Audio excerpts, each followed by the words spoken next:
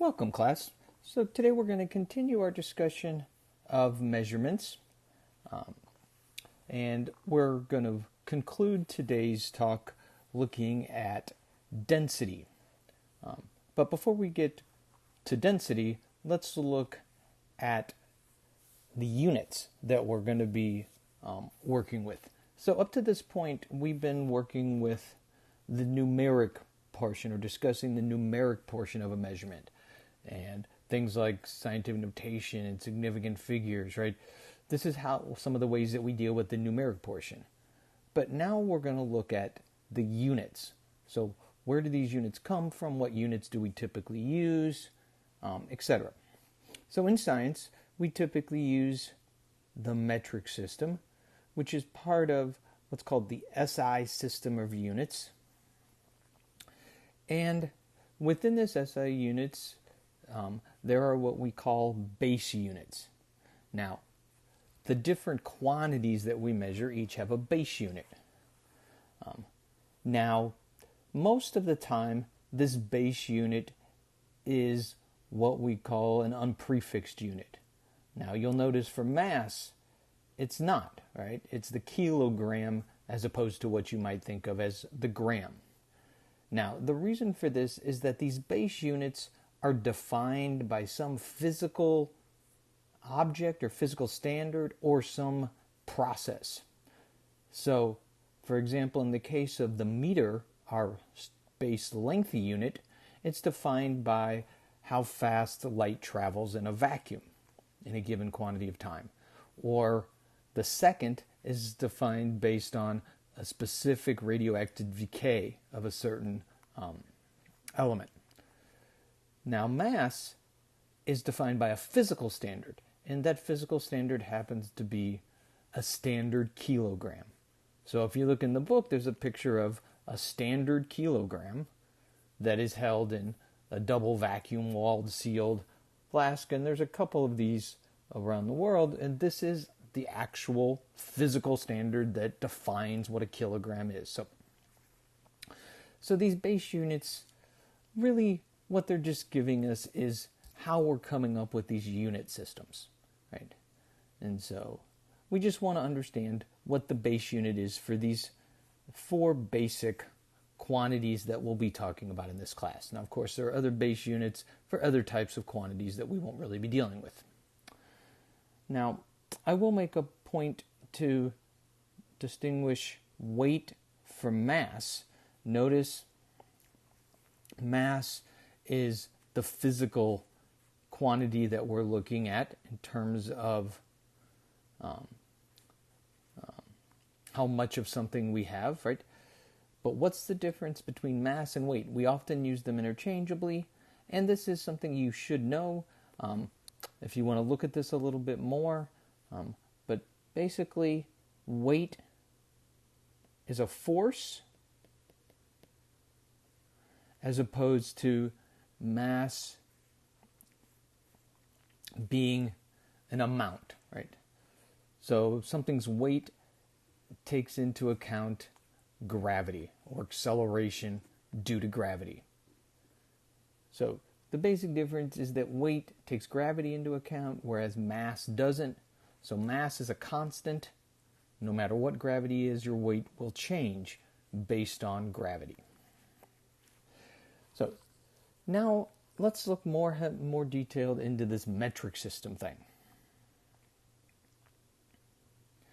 So I'm sure a lot of you are familiar with metric prefixes or multipliers.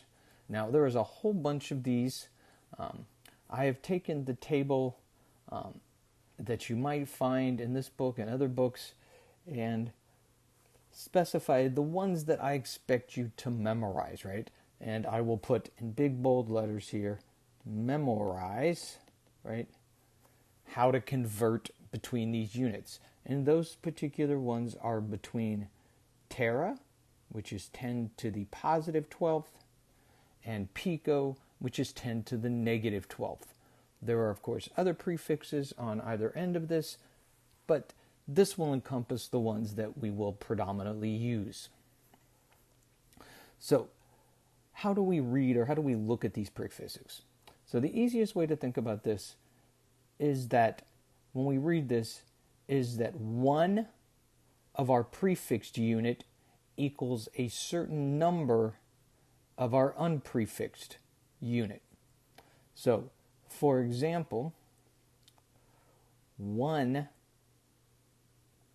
mega, let's just say 1 megagram, equals 1 million, or 1 times 10 to the 6th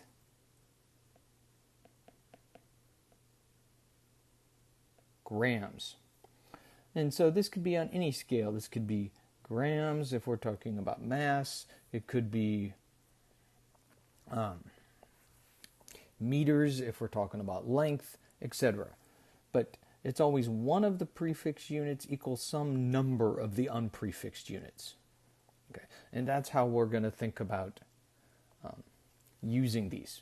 So the first goal is we have to know what these are. So we have to memorize the name, the symbol, and what the numeric multiplier is for these different units. Now, one might ask, why do we use these prefixes? Well, what it allows us to do is, again, as we talked about with scientific notation, is to take large numbers or small numbers and represent them as more comprehensible numbers, right? We like to deal with things that are in tens or hundreds or thousands, right?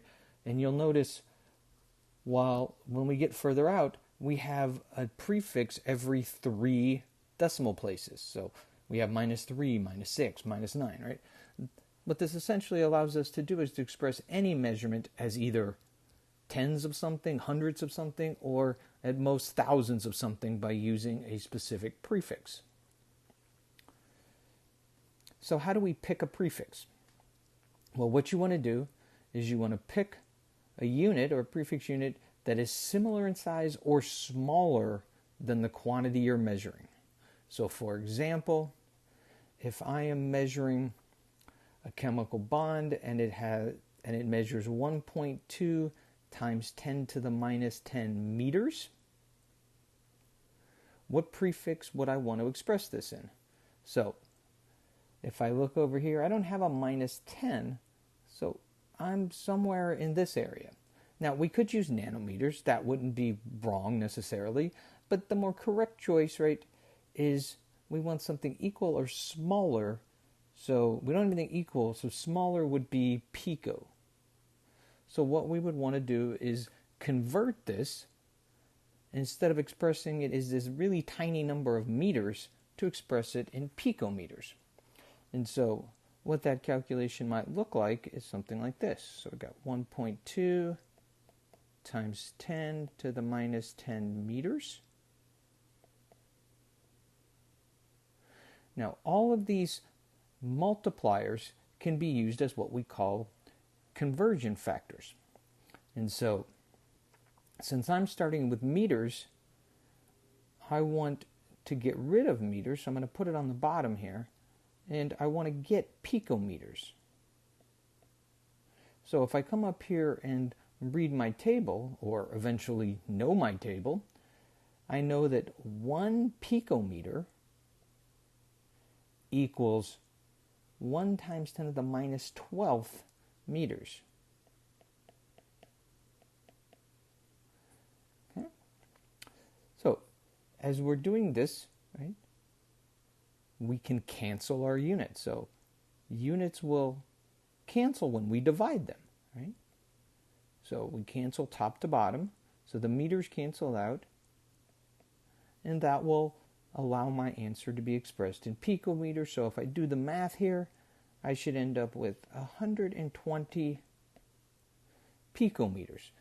So now, instead of looking at this really small number that is sort of hard to visualize, now I can say, 120 of these picometers. So if I have other chemical bonds or other values that I want to compare this to, if I put them all in picometers, I can say this one is 100, this one is 120. That's a lot easier for us to compare than saying 1 times 10 to the minus 10th versus 1.2 times 10 to the minus 10th.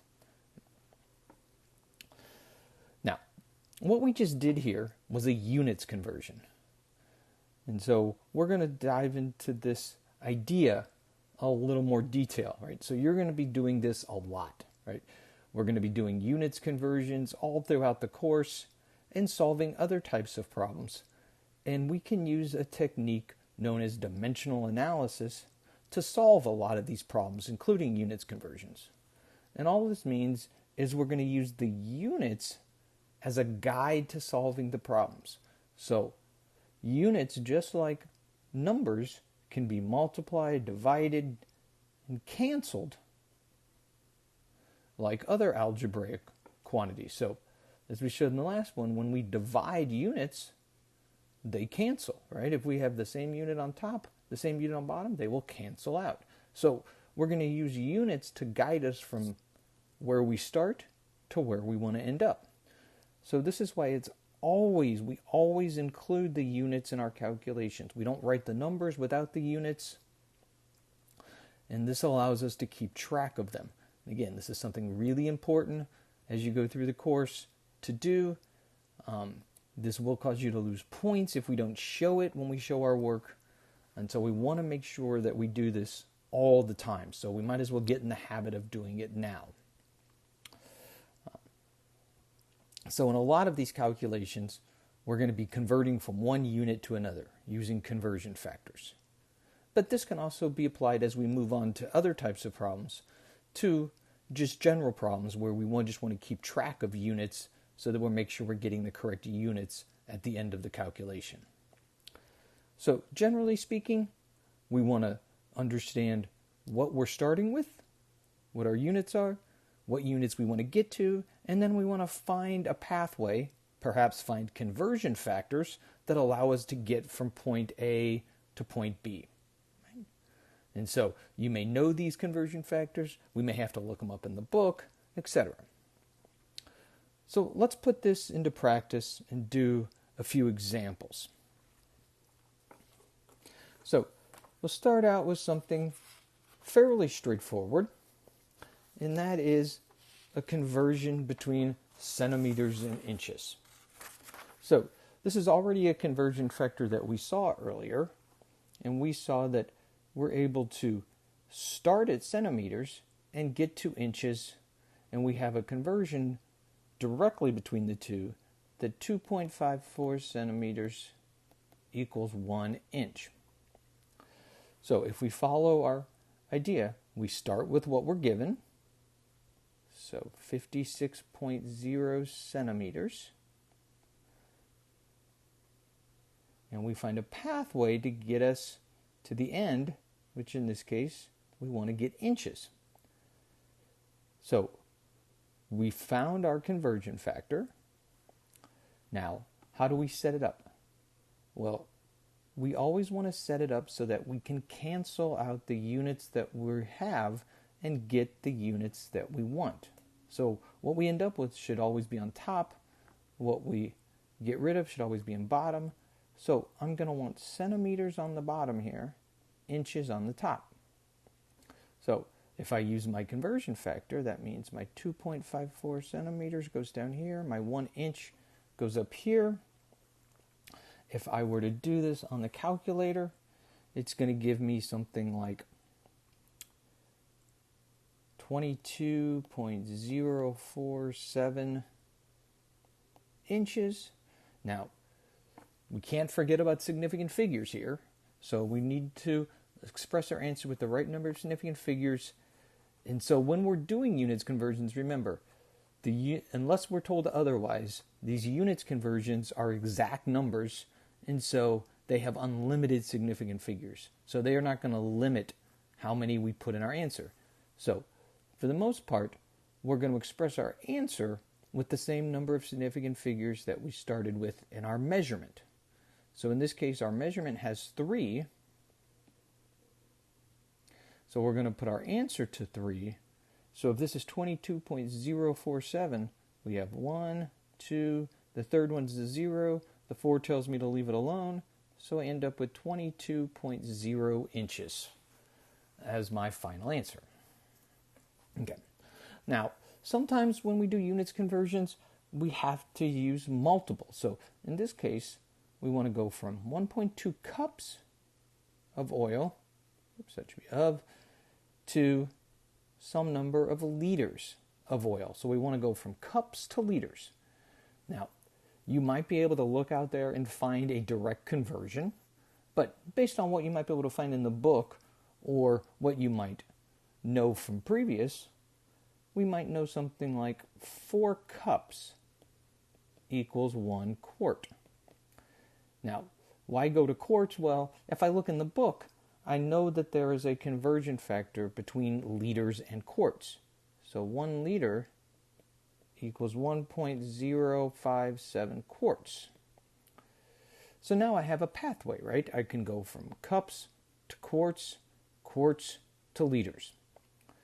So if I set up my problem, I again start with what I'm given, 1.2 cups,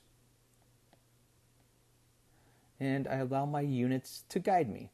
So I want to go from cups to quarts, so that means my cups have to go on the bottom, my quarts on top, so 4 cups, 1 quart. Now, we could get an answer here, but I'm going to go ahead and set this up to just do all the calculations. Now, you can go through this and get an answer each step. Just remember, do not round at each step, but think about significant figures if that's important or if that's something we need to do. Now, remember, these are units conversions, so typically we're just going to rely on our initial measurement to tell us. So at this point, right, my cups cancel. So I got quarts, and I want to ultimately get to liters. So liters, quarts, and so my conversion rate is 1 liter, 1.057 quarts. My quarts cancel, and so I'm ultimately going to be left with liters, right? That's the only unit left, which is what I want. So again, my calculator is going to give me too many numbers, right? It's going to give you 2838, etc. liters. But we need to express this with 2 significant figures. And so my final answer here is going to be 0.28. The 3 says leave it alone, so 0.28 liters would be my final expressed answer. Now, do one more that's maybe a little bit more complicated, because sometimes we have more complex units where we want to change not only one unit, but we want to change multiple units in a problem. So maybe we want to change, we have a dose of a drug that is 0.012 grams per pound of body weight. But instead, we want to express it as how many milligrams of drug per kilogram of body weight. So we need to change grams into milligrams, and we need to change pounds into kilograms. So again, we don't let ourselves get overwhelmed. The first thing is we're going to look at ways to do that. So what are our conversion factors? So we want to go from grams to milligrams. Well, metric system gives me that conversion, and it tells me that 1 milligram equals 1 times 10 to the minus 3 grams, right? Now, for some of these more smaller metric systems, if you maybe know that there's 1,000 milligrams in every gram, you could also express it that way and have 1,000 milligrams equals 1 gram. That'll get you to the same spot. But I'm going off, if you were reading the table, this is the conversion that you would have. So that gives me milligrams or grams into milligrams, or allows me to get into that. What about going from pounds to kilograms? Well, of course, if you look in the book, you can find a conversion that says 1 kilogram equals 2.205 pounds. So 1 kilogram equals 2.205 pounds. So now we have a way to convert both grams into milligrams, pounds into kilograms. So just like before, we're going to start with what we know. Grams. Now, when we write this, the number always goes with the unit on top. Right? So 0.012 per pound, and really what that means is per 1 pound. Right? So we're going to write it like that. And it doesn't matter which one we do first. I'm going to convert the top unit first. So I'm going to go from grams, so I want grams on the bottom. I'm going to go to milligrams. So if I put in my unit, I got 1 milligram, 1 times 10 to the minus 3 grams. So my grams cancel here. So I'm left with milligrams per pound. So now I want to get rid of my pounds and get it to kilograms.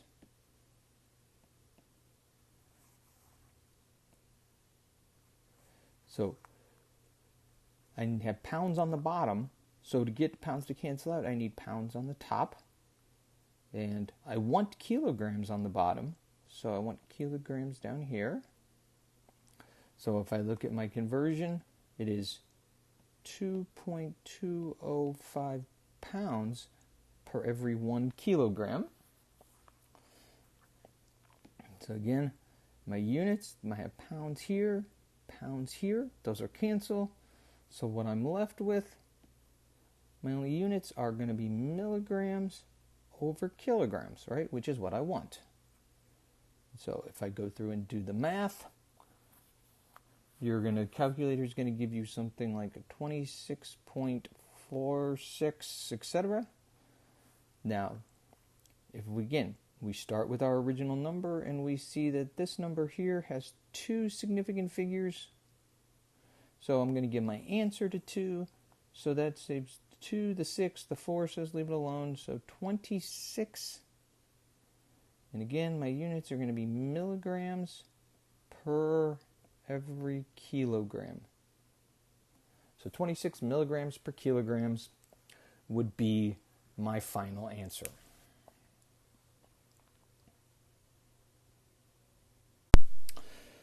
So we've then looked at a lot of different kinds of units conversions. Now, the key to any of these is to practice, right? There are hundreds of different units conversions you can have.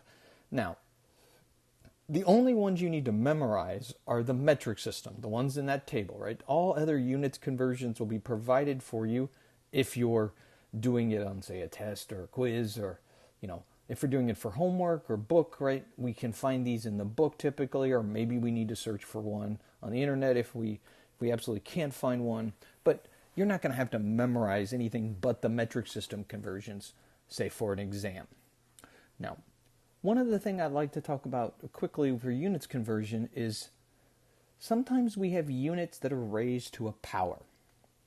So, for example, we have units when we get into volume of, say, cubic centimeters or cubic inches. Or if we're dealing with area, maybe we have square centimeters or square feet, right? So how do we come up with conversions for these units raised to a power? Well, the basic idea is if we know a basic conversion factor, so we know 2.54 centimeters equals 1 inch. Well, if we want to know how many cubic centimeters there are in a cubic inch, we simply have to cube the conversion factor. So if I cube 2.54 centimeters and I cube 1 inch, right? So what that means is I'm going to cube the number and I'm going to cube the unit. So 2.54 cubed, or 2.54 times 2.54 times 2.54, right, equals 16.387 cubic centimeters, and 1 cubed equals 1 cubic inch. So now, of course, magically, right, we have a conversion factor between cubic inches and cubic centimeters. So if we know a standard conversion between two units, we can come up with a unit between two squared units or two cubic units just by simply doing that to the conversion factor. So to quickly look at an example here, if I want to convert 1,255 cubic centimeters into cubic inches. I am going to take my standard procedure, right, where I'm going to use my conversion factor.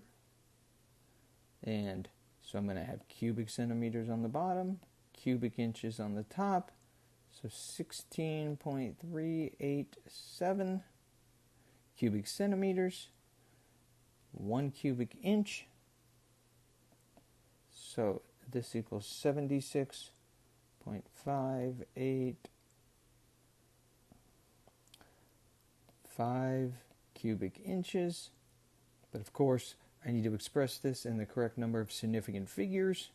So my starting digit had 4 significant figures. So I'm going to express this. So I got 7, 6, 5, 8. The 5 says round up.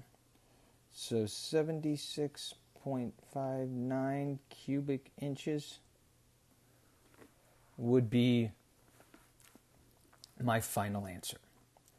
So using units with power is no different. The only thing that sometimes adds complication is we have to come up with a conversion factor if we can't find one.